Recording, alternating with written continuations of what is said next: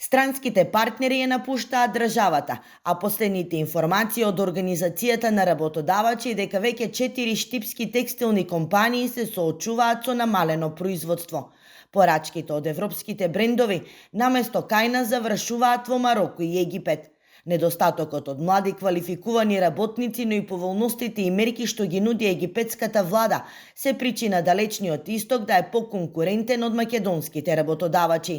По она што го знам, господин Вајс беше од Германија, еден врвен стручњак за текстилот и каже дека најнови капацитети кај што се селат европските брендови е Мароко и Египет. Особено египетската влада дава многу големи субвенции за опремување на конфекциите со нови современи машини, а да ви кажам дека со цените се тука некаде околу нас, некаде 12 евро центи за минута. Иако производството и нарачките од европските партнери се драстично опаднати, засега нема најава за затварање на конфекции. Неизвестноста македонските работодавачи ќе ги држи до крајот на годината. До тогаш се очекува да се искристализираат работите, пошто ќе се знае дали и колку конфекции ќе стават клучна врата. На удар ќе бидат работниците над 50 години. Ние имаме се уште во нашите конфекции луѓе кои се во средни години, да речеме, и треба уште 10-15 години до пензија.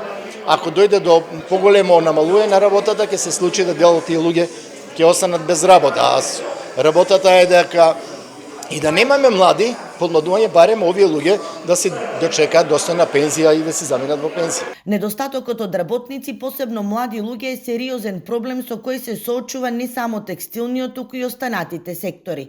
Барејќи подобра екзистенција, младите масовно се иселуваат, а во фабриките и конфекциите останаа да работат, оние на кои им недостасуваат само неколку години до пензија.